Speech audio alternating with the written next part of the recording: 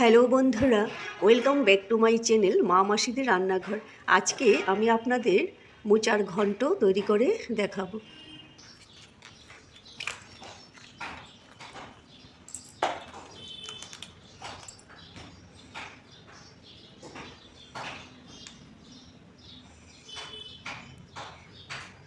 দেখুন, ভেতরের যে এই শক্ত ডাঁটাটা এইটা ফেলে দেব, আর এই যে একটা অংশ থাকে খোলার মতো এইটাও ফেলে দেব।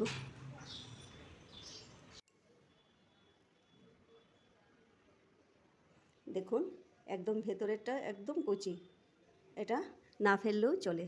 আমি একদম কচিগুলো ভেতরের শক্ত অংশটা ফেলিনি। এই দেখুন ভেতরের মোচাগুলো কত কচি, এগুলো আর ভেতরের শক্ত অংশটা বাছতে লাগবে না। এইভাবে নিয়ে নিচ্ছি।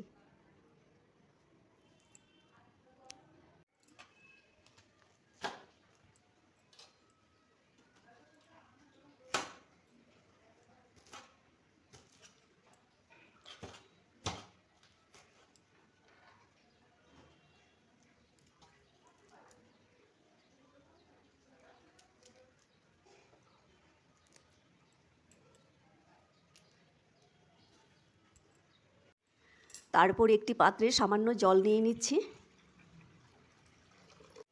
এই জলে 1 চামচ লবণ দিয়ে দিচ্ছি। তারপর মোচাগুলো এই লবণ জলে ভালো করে ধুয়ে নেব।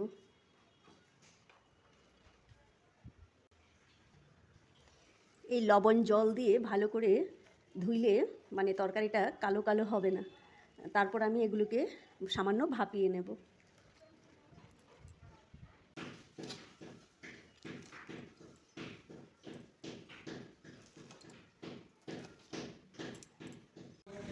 ছোট ছোট করে কেটে নিয়েছি, এখন এগুলো ভাপিয়ে নিচ্ছি। অনেকেই কিন্তু না ভাপিয়ে ডিরেক্ট রান্না করেন, এতে কি হয় তার গুণটা মানে সবটাই থাকে। আর আমি যে ভাপিয়ে নিচ্ছি এতে কিন্তু গুণটা নষ্ট হয়ে যাচ্ছে, আর তরকারির কালারটা সুন্দর হবে, কালো কালো হবে না। তাই আমি সামান্য ভাপিয়ে নিচ্ছি। দেখুন ভাপানো হয়ে গেছে। মোচাগুলোর জল ভালো করে ঝরিয়ে নিয়েছি।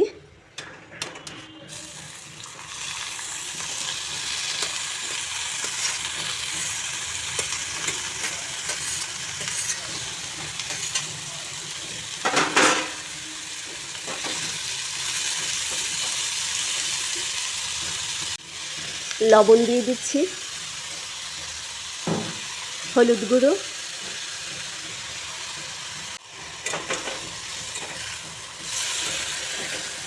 বেশি কড়া ভাজবো না, হালকা ভেজেই নামিয়ে নিচ্ছি।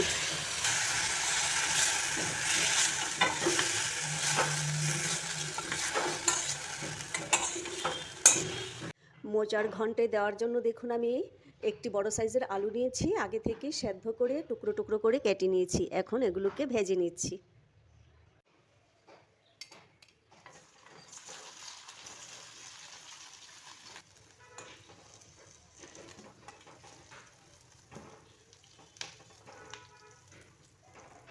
আর কিছু মসুরি ডালের বড়া আমি ভেজে নিচ্ছি। অল্প একটু মসুরি ডাল আমি নিয়েছি, বেটে নিয়েছি, আর তার মধ্যে লবণ আর হলুদ গুঁড়ো দিয়ে মেখে নিয়েছি। ছোট ছোট করে কিছু বড়া তৈরি করে নিচ্ছি।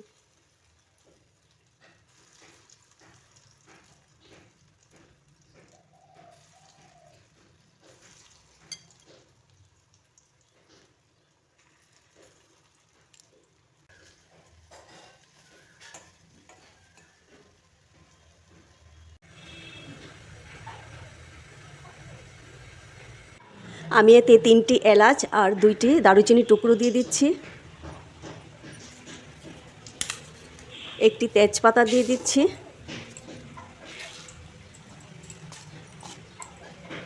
5 ফোড়ন দিয়ে দিচ্ছি। 2টি শুকনো লঙ্কা দিয়ে দিচ্ছি। শুকনো লঙ্কার গুঁড়ো আর কাঁচা লঙ্কা বাটা দিয়ে দিচ্ছি।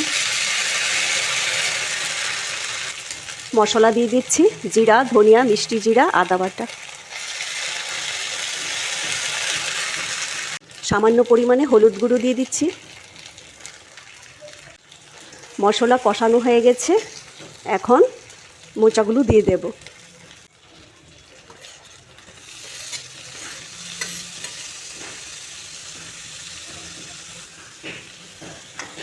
আলুগুলোও দিয়ে দিচ্ছি, বড়াগুলোও দিয়ে দিচ্ছি। এখন গ্যাসের ফ্লেমটাকে বাড়িয়ে আমি গরম জল দিয়ে দিচ্ছি।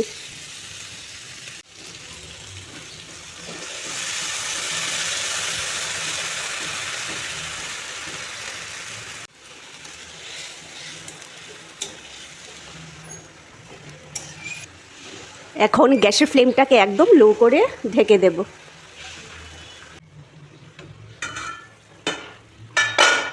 দেখুন প্রায় হয়ে এসেছে। এখন এতে সামান্য চিনি দিয়ে দিচ্ছি, আর সবার শেষে গরম মশলা বাটা দিয়ে দিচ্ছি।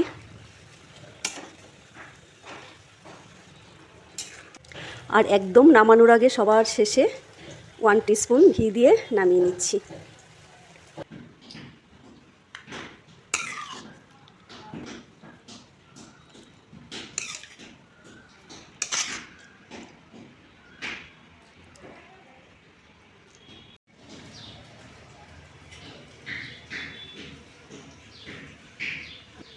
Thank you everyone.